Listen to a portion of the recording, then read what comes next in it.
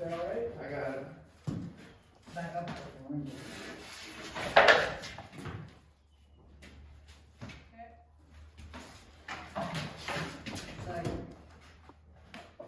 Okay. Don't want to swap with me.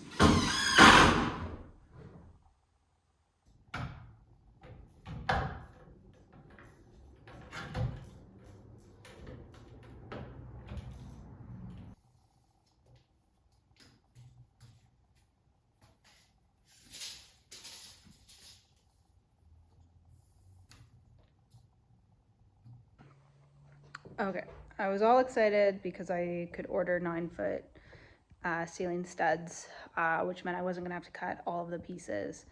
But turns out that if I do my ceilings to 9 feet, I'm gonna lose 4 inches upstairs, which I think is too much considering it's a sloped ceiling. So what I've done is I've made this jig with my dad,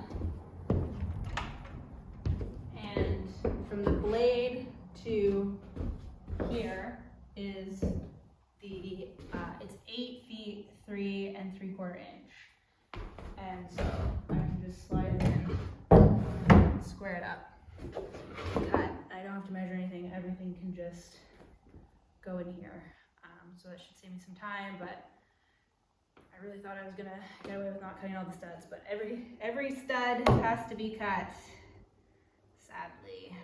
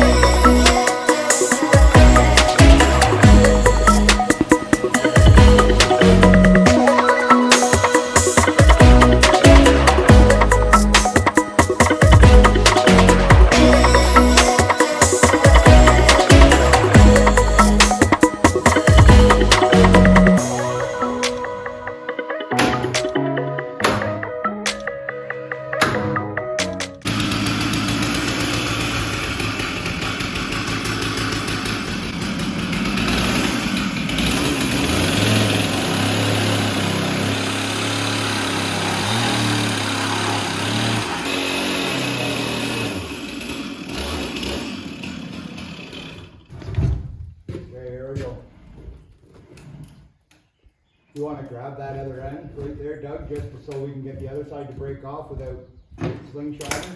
There we go. Good. Give her a wiggle. Let her down.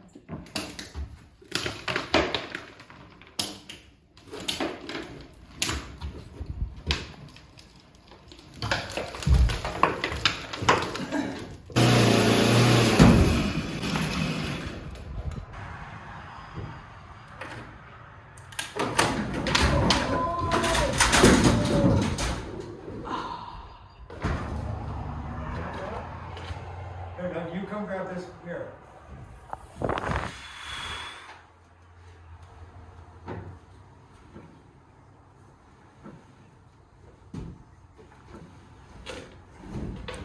Okay, I'm lowering, Doug. Come push this one. Yeah, over.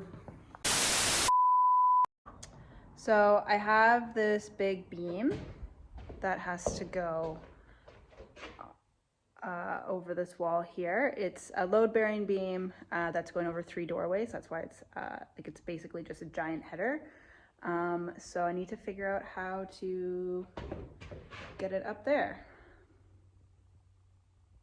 At the moment, I have these temporary pieces here so that it has a little pocket to go into, but it won't fall off either side. And then I've added this piece here on top of the one jack stud, just to give it 3 inches of space to hold on to. So hopefully it doesn't fall off. Fingers crossed.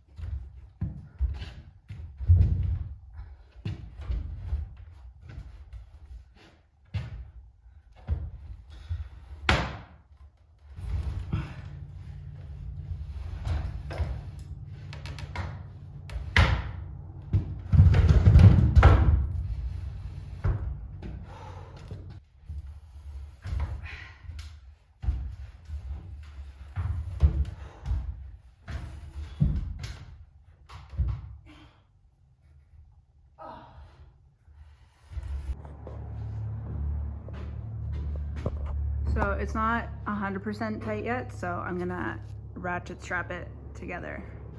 You can see there's a little gap right there, so I'll square it up.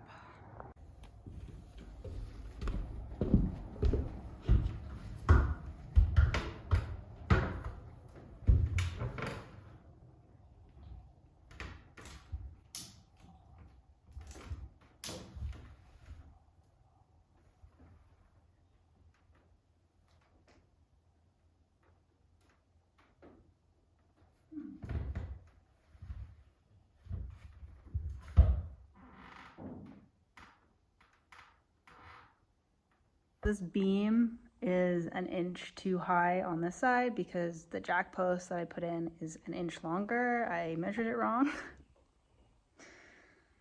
So I need to figure out how to make it smaller without taking this ginormous beam down that I just spent like an hour putting up.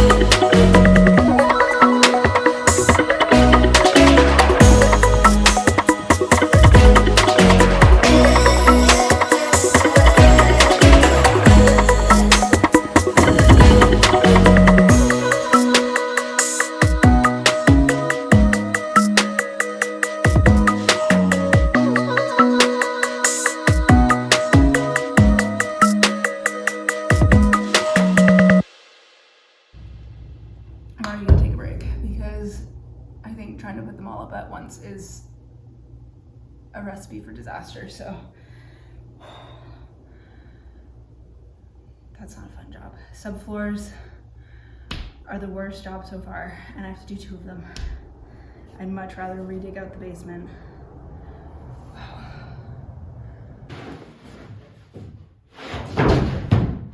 Okay. Thank you.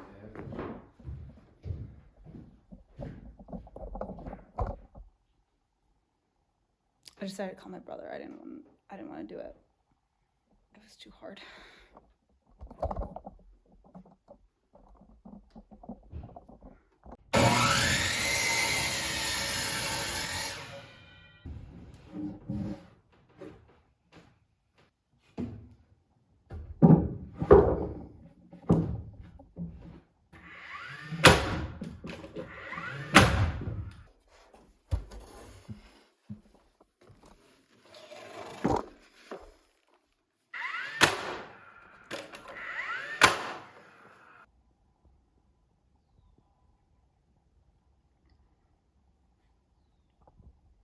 So a bit of an update here. It's been a while since I've been filming. This was the beam that went across, and it's a load-bearing beam. But I wanted the space here to be able to go into that bedroom because before I just had that small little door here. So I had some professional carpenters come deal with this because it's load-bearing. That beam, it turned out, was filled with ants, which was a whole thing, and I'm gonna have to re-support that section, but I have a plan. So I've just been working away putting in the floors. I'm almost on the second floor. There's just about 3 sheets left, and then the next stage is changing out all of the roof rafters and extending these beams. So these beams here are only 4 inches, but I need them to be 7 so that there's room for insulation and electrical. So I'm changing out all of those, and then I'm changing out all of those and raising them up higher so that the roof will be a bit higher, and also right now some of the spacing is kind of like, it's not good for drywall in the ceiling. So that's kind of where I'm at right now.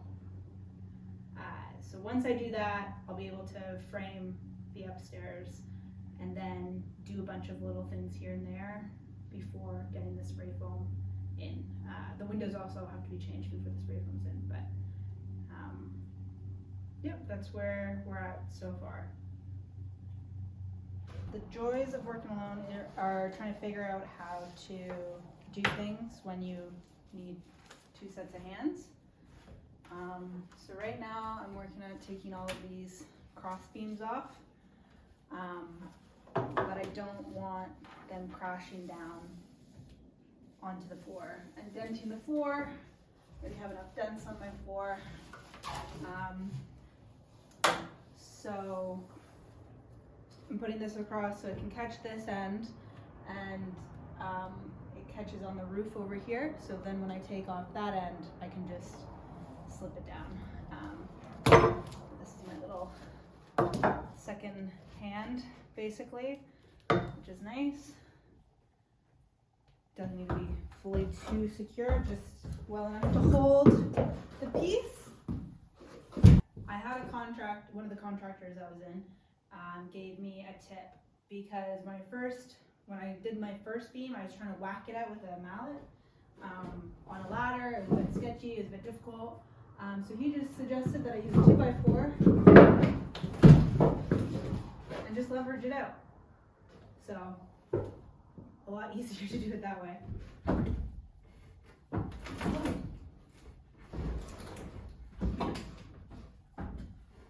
Some nails catching it, but that's okay.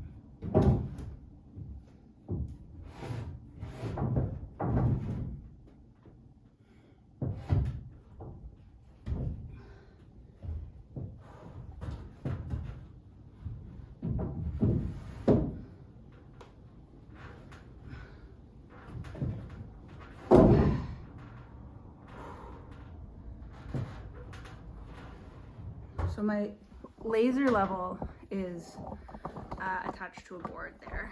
That way they can all be spaced perfectly like that, which is not currently what we're seeing here.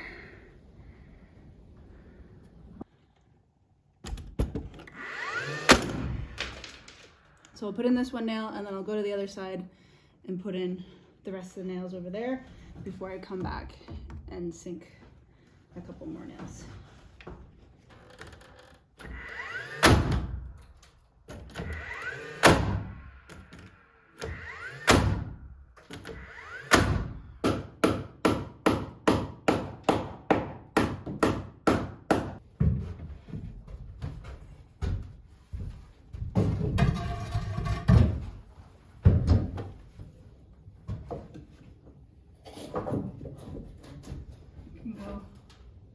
What's that? Can go further up on my side.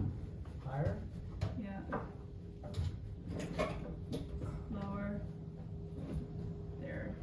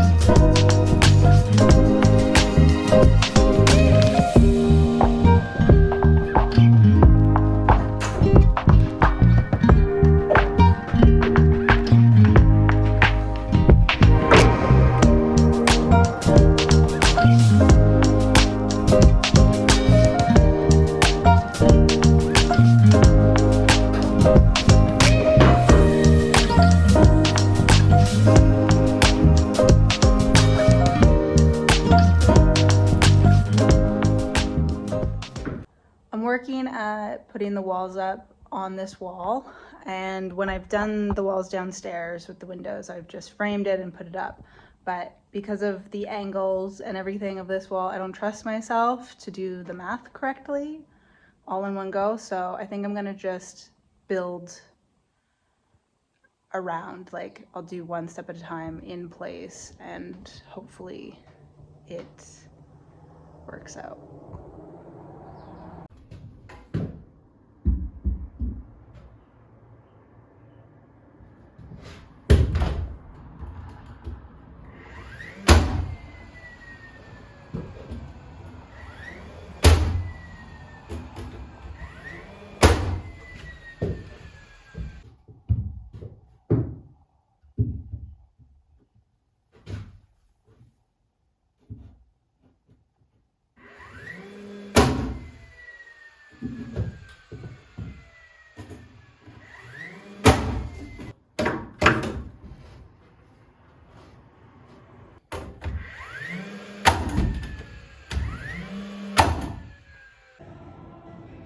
This was found up in the chimney area, so this was clearly a divided house.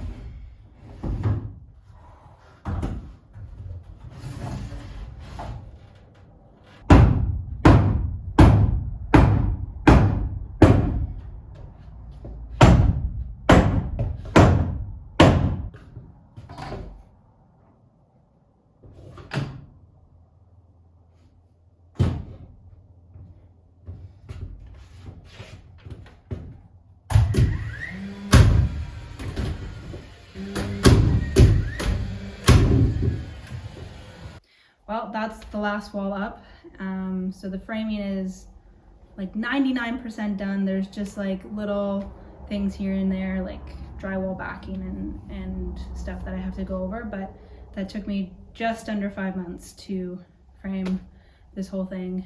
And